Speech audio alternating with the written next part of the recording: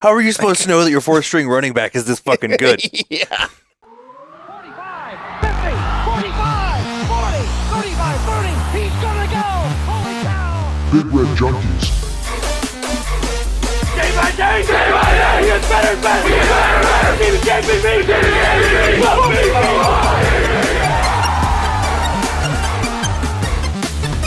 Oh, man, woman, and child, he just turned this stadium inside out.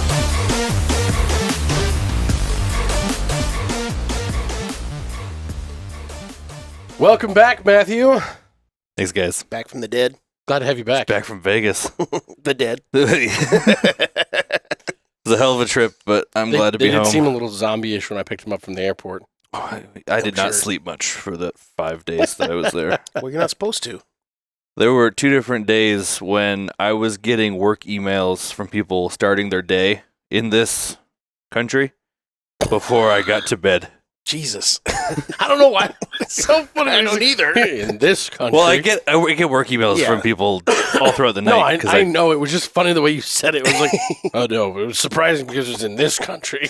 Yeah, no. On But this planet? from this time From zone, planet Earth. I couldn't believe it. before I was getting to bed, it was, yeah.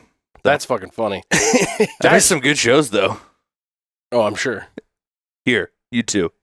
Oh, yeah. Jesus.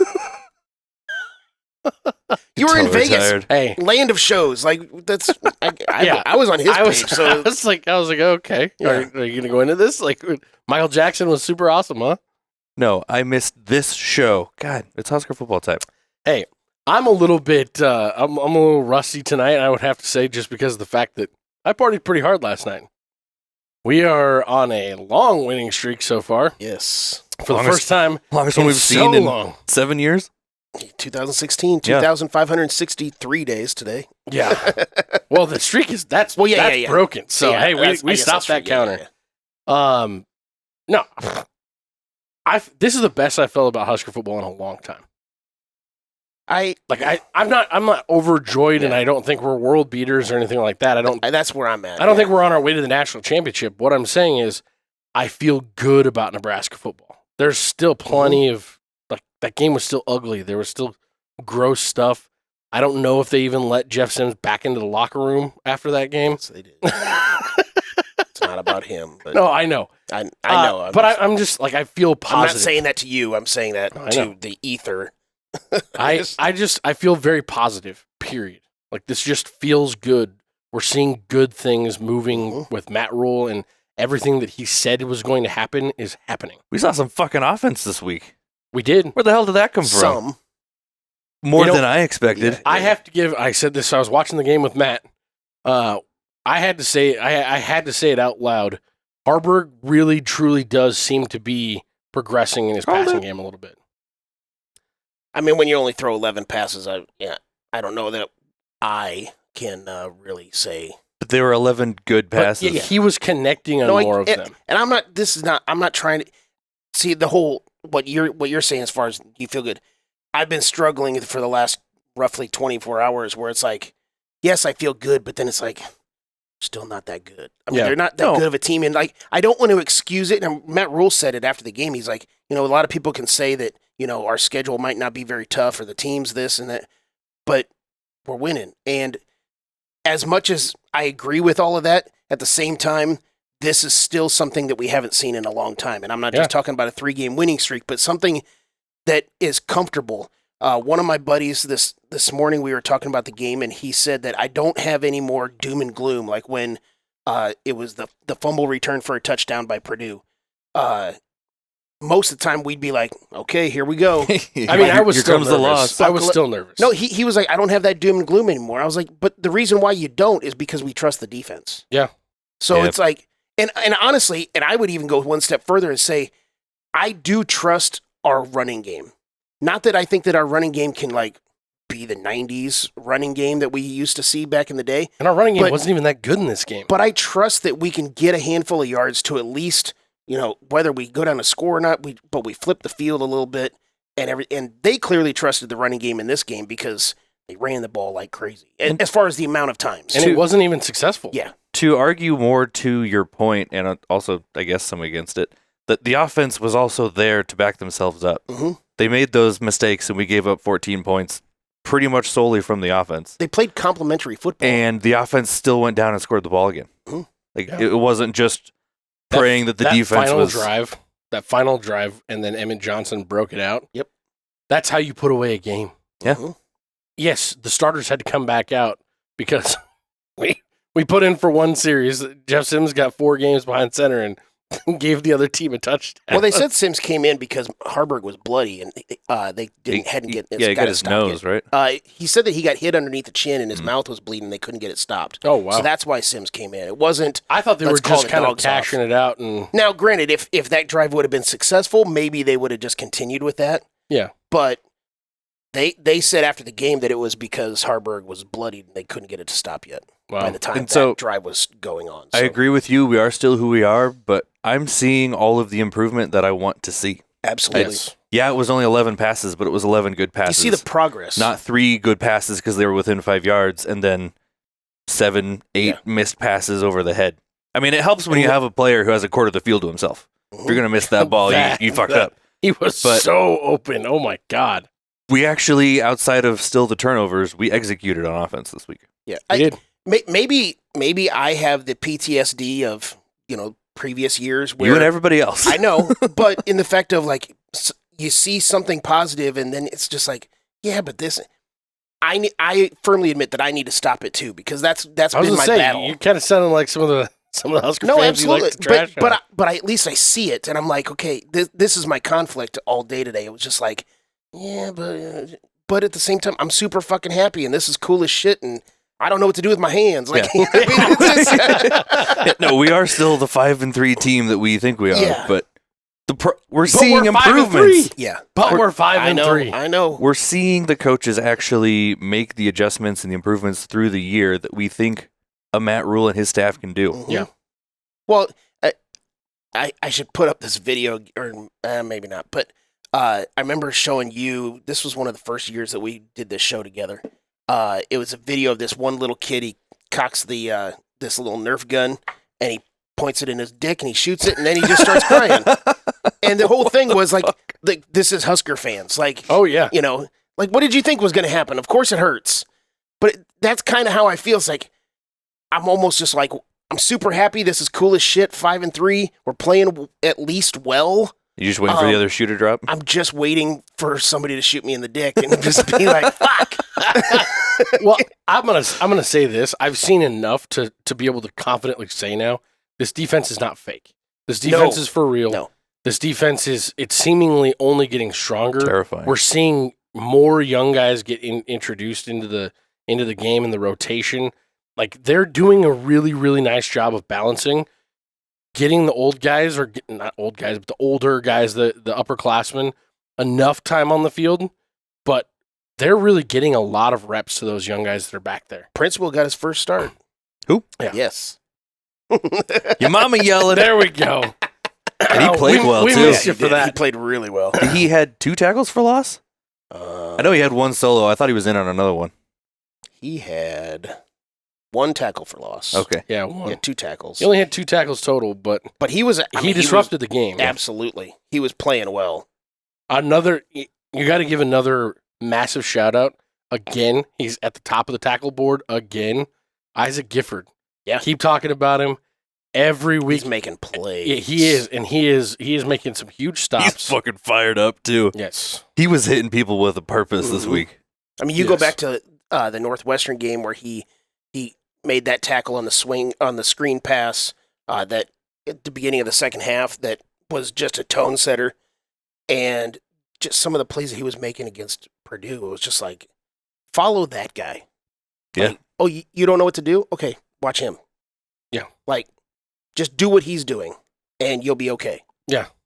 No, he he seemed to be everywhere, but he just like we talked about it last week. He just keeps getting better. Ever since that Michigan game, it's like he had that one down game where he got called out, and it's like, okay, cool. No, I'm going to become a leader on this defense. I'm going to do like he was not considered a leader for anything And heading into this season. I don't follow recruiting, but I remember when he was a junior and a senior in high school, Didn't even want him. and everybody's like, you got to recruit this guy, and I mean, granted, at the size that he was at, he was a little bit of a tweener, whatever. But there were, and I'm one of those people that if the coaching staff, I'm going to trust them recruiting the guys that fit their system. Right. So if Nebraska is not recruiting him, then I'm going to trust that he does not fit their system for whatever reason. And they ended up offering him, and he came, and man, Well, didn't they offer him God. They offered him to be a preferred walk-on, didn't they? He He didn't even get a scholarship, I don't think. To or start. one of those like blue shirts type thing. I don't remember exactly what that was, but yeah, I remember listening. I was on lunch. I remember very vividly listening to Matt Rhule go off on the radio about how dumb it was that we weren't offering him. Yep. How dumb it was that we didn't seem interested, and other D1 schools were coming in and looking at him. Yeah. And man, if we had missed on him and he was somewhere else, that'd be disappointing. Yep. Glad we didn't, because he's fucking people up right now. Yeah. And for the second week in a row, to shift over to the offense, second week in a row, Emmett Johnson looks like a number one back. Yep. He looks legit as hell. I didn't realize that our running backs were this deep. We had 4 starting running backs on our team. Well, and the big thing is, like, and I mentioned this in one of the other shows. One of the reasons why when he asked us, is Anthony Grant the starter against Northwestern and play a lot and all that stuff, and you and I were both like, well, yeah. It was mainly because we didn't know what we had. I had no fucking because idea. Of the experience that Emmett Johnson did not have. I mean, he's been in the program for a couple of years, but he didn't have any experience. And then Quentin Ives and Josh Fleeks moving over from a different position. We just didn't know. Yeah. We're finding out. How are you supposed to know that your 4th-string running back is this fucking good? Yeah. Behind a makeshift offensive line. Yeah. It's a fucking collage up there. Yeah. Imagine, somebody like that, again, running behind a steadfast offensive line that is really good. Yeah. Like, yeah. Or even just one that isn't piecemealed together right now. That's what I'm saying. A solidified group, unlike you can just take a patch here, take a patch there, and sew them together and hope that it sticks and keeps you warm. By the way, he is just a redshirt freshman. Yeah, like I said, he's been in the program for a couple of years, but yeah. But yeah, it's exciting to see him run. He runs up the middle just as well as he runs outside. He doesn't crack quite as hard. It's just a size thing, I think. I don't know, dude. He took a couple dudes out, but he is small. Well, I made the comment He about just runs hard. how he's always been compared to Ramir Johnson, and that was one of the things that everybody said about Ramir Johnson in his for a couple of years ago, that he can't run up the middle. He's too small. But Ramir Johnson runs up the middle tough. Yeah. He's a tough fucking kid. Yeah. That's what Emmett Johnson's doing. And I'm not trying to take that away from him. He just doesn't move the pile quite as much. Oh, well, no. I mean, you're not going to at that size, but, when you're elusive enough and you can They have him squeeze listed through the at hole. 5'11". I don't think he's I 5'11". don't think that's accurate. It doesn't help that he stand like in the huddle. He'll stand next to Haarburg, and it's like, Haarburg's 6'5".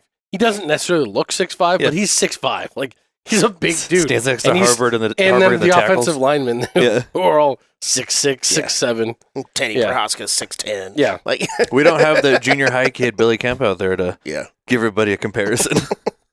Speaking of the offensive line, and Teddy Prohaska, I thought Teddy played pretty well.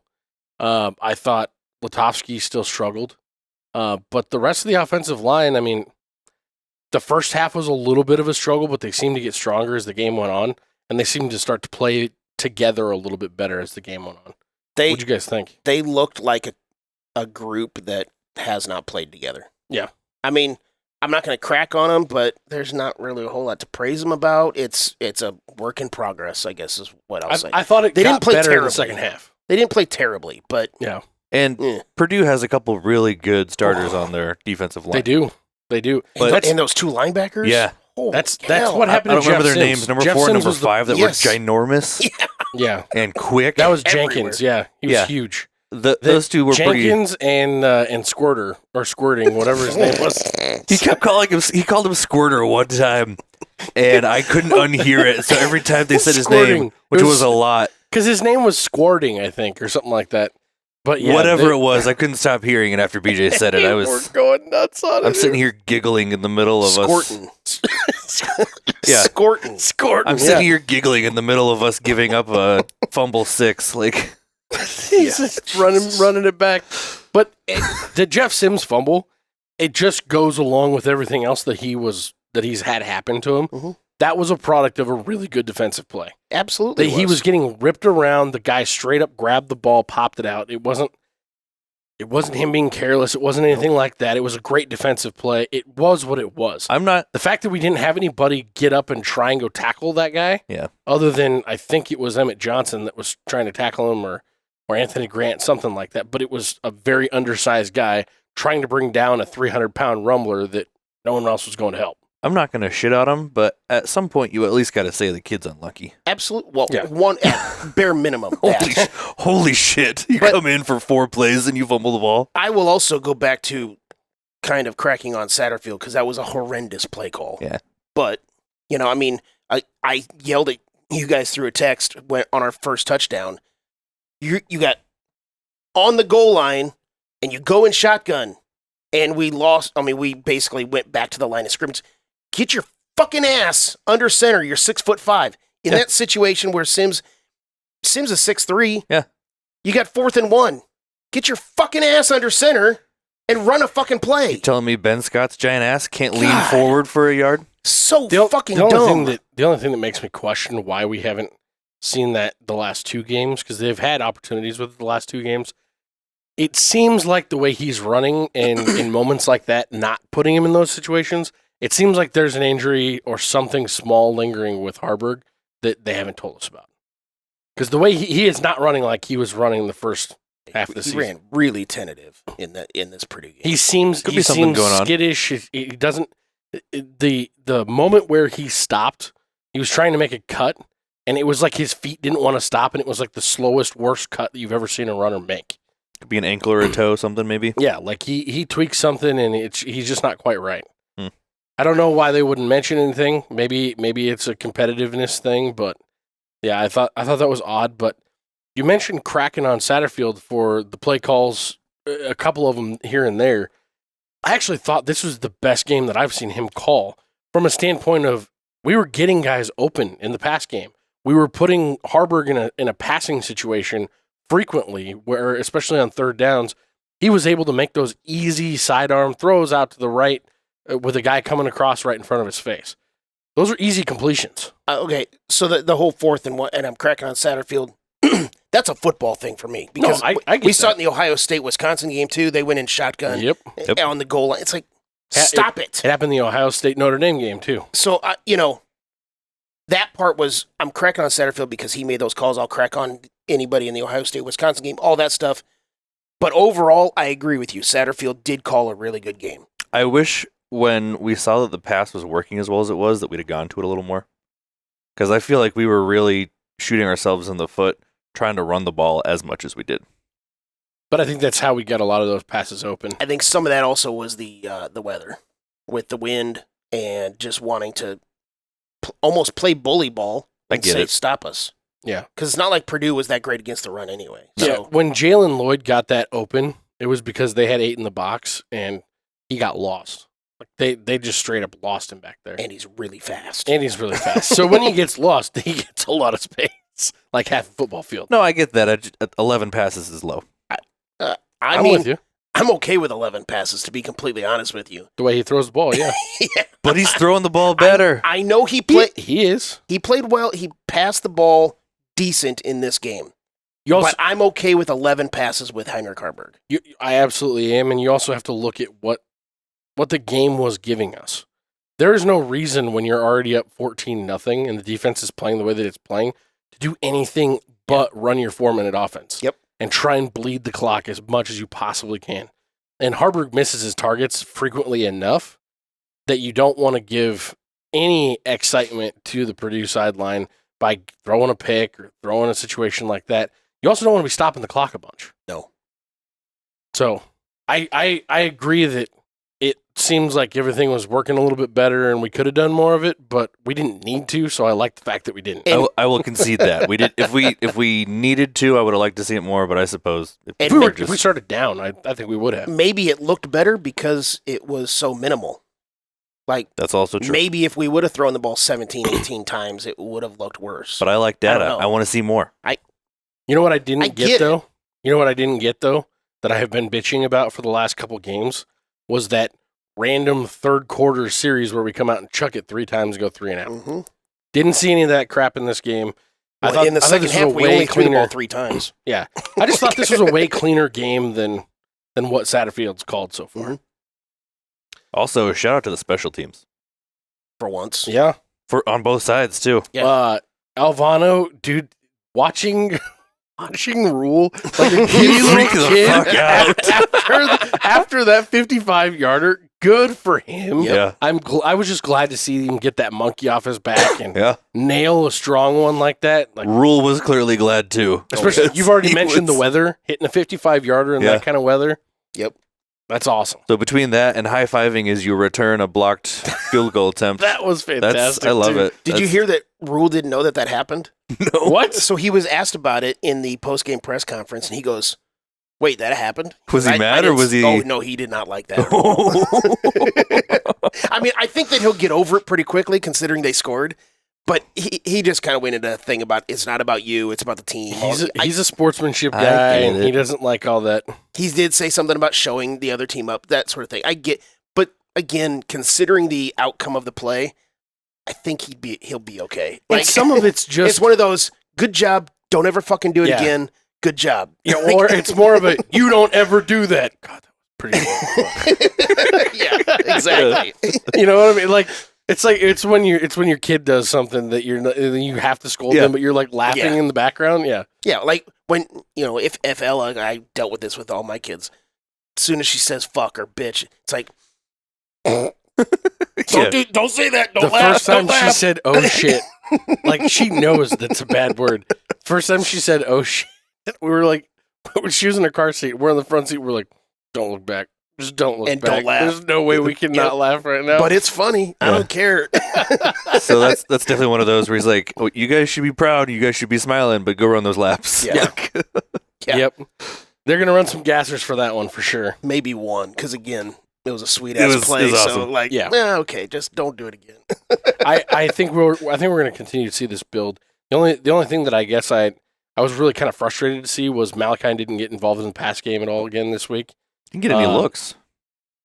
He had a couple different ones that it looked like the play was probably drawn up for him, But but again, we only either- threw the ball 11 times. they So were it's like, also kind of all over him. It seemed like coming off the line, he was getting hit constantly, and I don't know if that was by design or not. But he fell down on a couple different plays, and I don't know if they were worried about him getting free in the background. Maybe that's how Jalen Lloyd got free, was they were too focused on him. But Well, and we'll get into the results of the questions later, but like one of the questions was Thomas Fidone targets at 6.5, and I took the under because I just didn't think that we'd throw the ball that much. I wasn't thinking 11, but just by spreading the ball around, if you throw the ball 15 times, that 6.5 is almost half of the amount of targets, and I didn't think Fidone would get half the targets. So it's like, just math purposes, if you only throw the ball 11 times, there's going to be a lot of people that are going to be like, wait, why didn't he get more balls thrown to Yeah. him? It's like, well, there weren't I don't any in the know. air. so- Anybody who watched the Northwestern game and watched all those perfectly fine passes that he dropped like a duck. Yeah. That's the whole reason I took the under. I know. Well, but again, it wasn't catches. He's been his big time target this whole season. So Yep. the other person that I wanted to throw a shout out to that we were making jokes about was Tommy Hill and his 2 picks. Mhm. It was like, well, I'm gonna catch these balls if nobody else is gonna catch them. You know what the funniest fucking thing is? That Tommy Hill caught more actual passes in this game than any of our wide receivers, and he only played on defense. Yep. He caught the most passes for well, Nebraska. Fleeks this had week. 2 catches. Fleeks but had 2 catches, but they were both jet sweeps. I The count know. as passes. I know. They're bump passes in the Yeah. backfield. Also, Tommy Hill looks like he's just so excited to have the ball Yeah. that he doesn't give a I'm on shit. the field. I get the ball. Period. We kept screaming, "Go out of bounds!" because you're fighting for nothing. Yeah. Because he wants more time with the ball.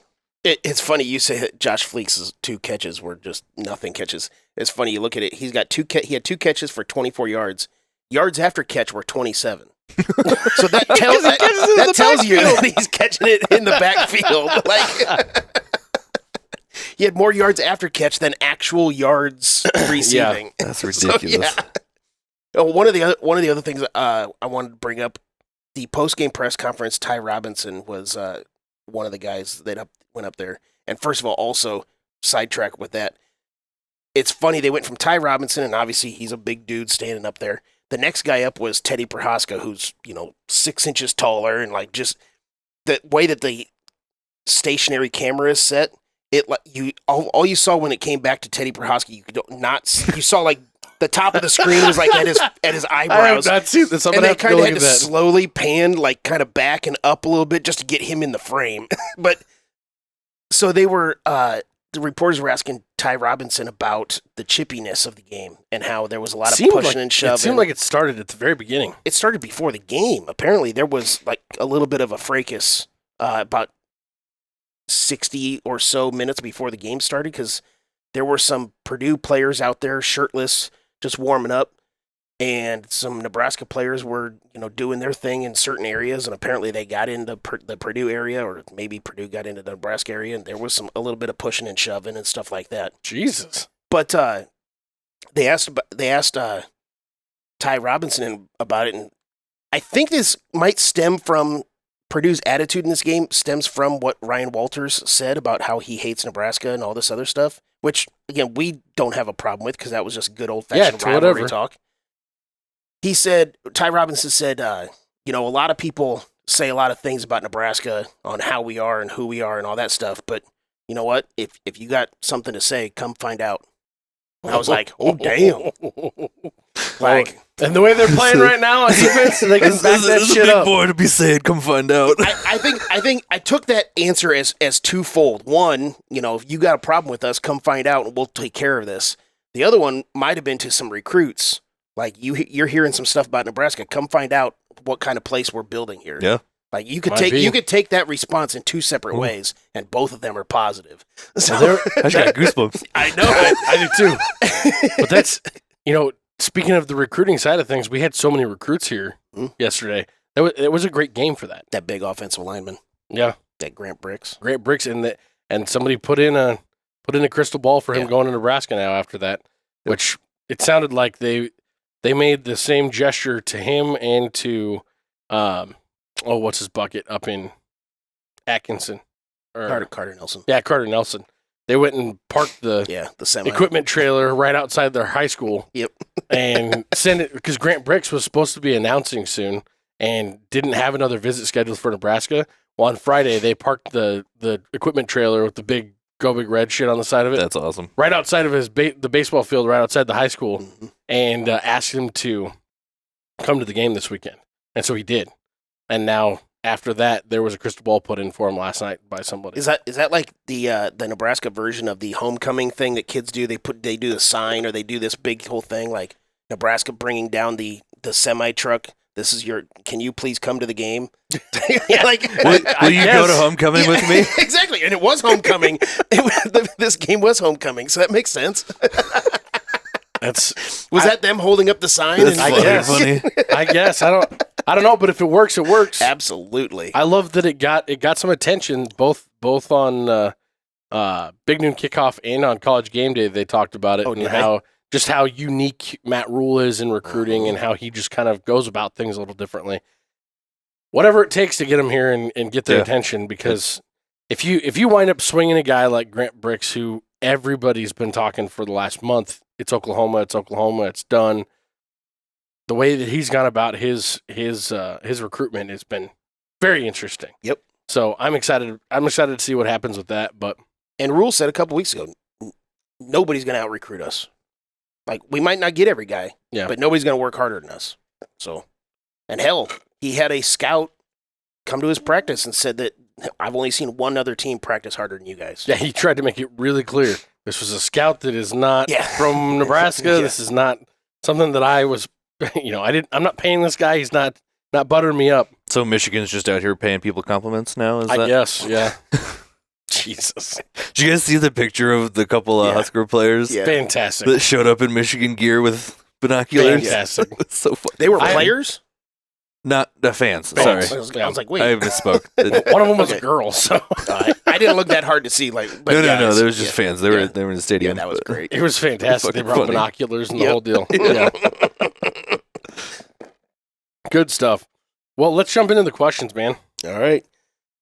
First question was Emmett Johnson rushing yards. 74.5. Thank you for that last little Jesus 1 Christ. yard. I know. I was The so 1 pissed. yarder, Matt was pissed as fuck. It was so funny. He was 'cause at 74 74 yards. Yeah.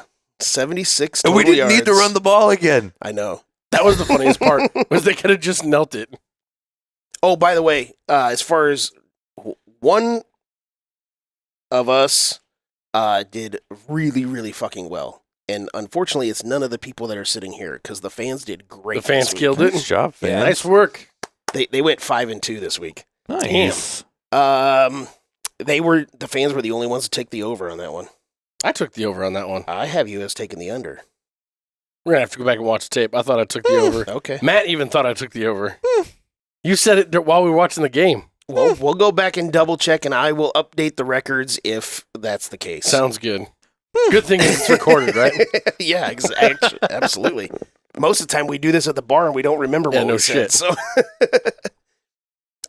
speaking of one of the ending plays for Emmett Johnson, length of longest touchdown run for Nebraska. It was the only touchdown run, and I had it at 14.5 yards, and he ran for 28, so to kind of ice the game away. Fucked me twice. Yep. I knew I had that one for sure. Those are losses I'll take though. Yeah. That's Oh, fantastic. yeah, absolutely. BJ and the fans took the over on that one. And that run went right up the middle. Nothing fancy. Nebraska tackles for loss 7.5. On the message that you sent me, you said, I'm going to take the over, and I think it's going to be 8. It was 8. So That was impressive. Matt, you and the fans took the over. The fans went 4-0 in these first 4 questions. Wow. Killed it. Yeah. You know what was surprising though? Purdue got 9 tackles for loss. Mhm. They were living in our backfield. Those two Here's those two linebackers that we were dudes, talking number about, four, seven and number a five. half. They kept squirting through there. No, they were a couple of fucking trained bears. Yeah. Like it was. They had 7.5 by themselves. Yeah. God. They were half the defense. I couldn't help myself when I was watching the game because the way that the announcer kept pronouncing, he kept saying squirting. And then I he bet also he was saying squirt, he also but kept okay. saying Kane's You guys name. just said the same But thing. I was like, did he just say Kane or Kane? Kane is this Jesus. a Pam situation? You were hammered yesterday. I didn't get hammered till after the you game. didn't start drinking until at halftime. Yeah, I started drinking at halftime, and I don't think we hung out and did shit until like 1 a.m. or something like that. It was a long night. Late night. A lot of good games on. Thomas Vidoni targets 6.5. Obviously, the under. He only had 2 targets, 1 catch for 11 yards. Matt, myself, and the fans took the under.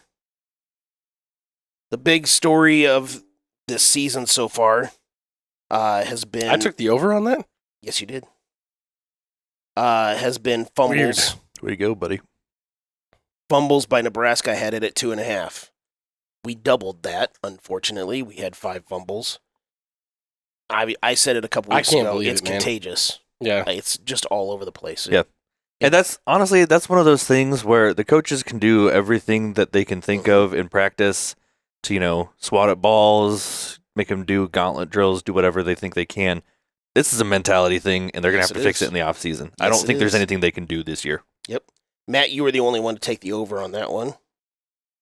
Field goals made by both teams. I put it at 2.5. They just had the 1, but it was a big one, at least distance-wise. Super long.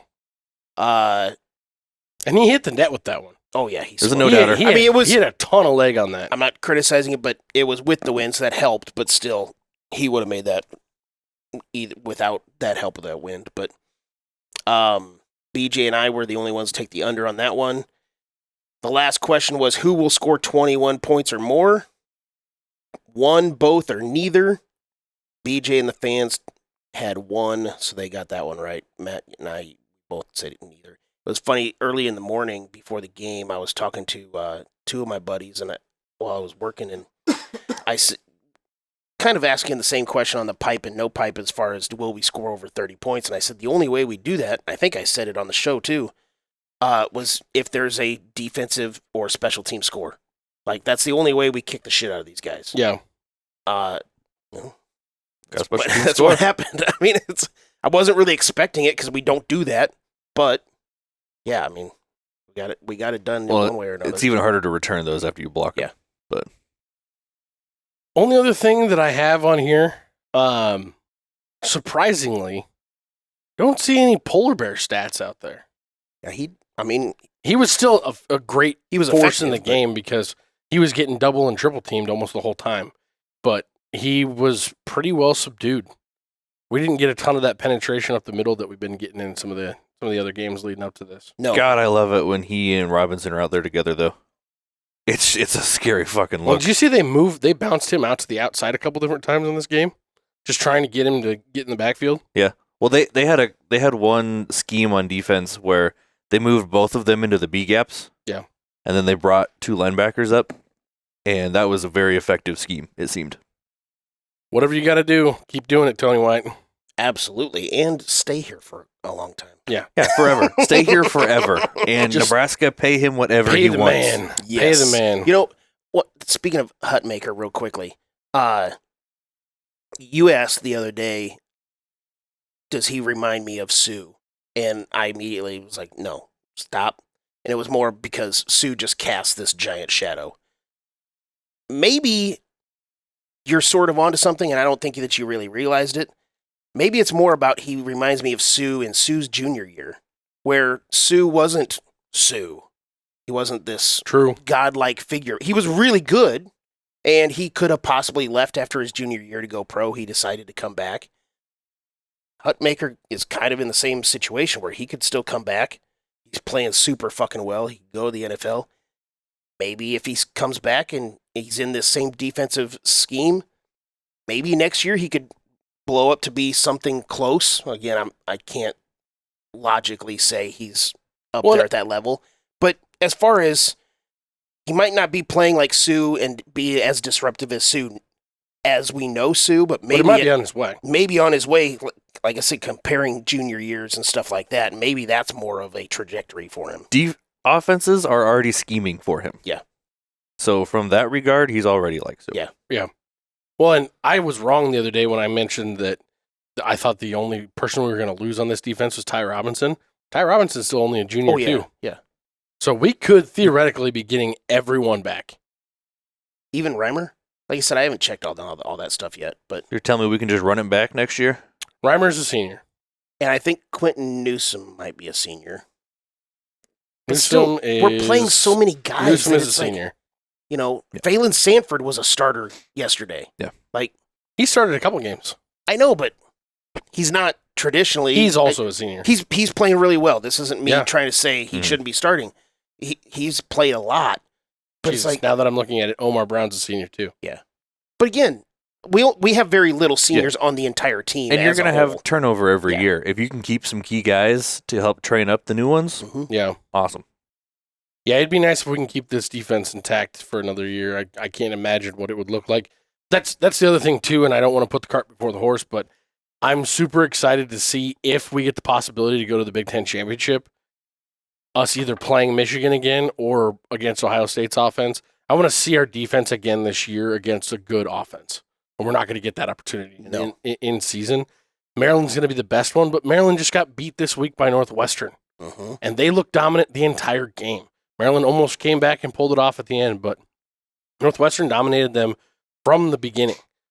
And so we've talked about it before. I don't think that there's anything on our schedule that is not at least a coin flip, but this is not something that I couldn't see us winning. Absolutely. But again, it's like I said before, it's all dependent on which team shows up for both sides. For both sides. The way Wisconsin played this week against Ohio State, I think they would still be our toughest matchup. Absolutely. Yeah, potentially. They played Ohio State well. Yeah. And it helps having a night game atmosphere in Camp Randall. That's true. I think I'm not trying to take anything away from the performance that Wisconsin had against Ohio State, but You're not wrong, though. that's a big benefit. We will see when we get there. We're on a streak, guys. Let's keep it going. We're streaking. Straight. Straight through We're the all pod. doing it. Everybody's doing it. And this may be the most unbelievable night in Cornhusker football history.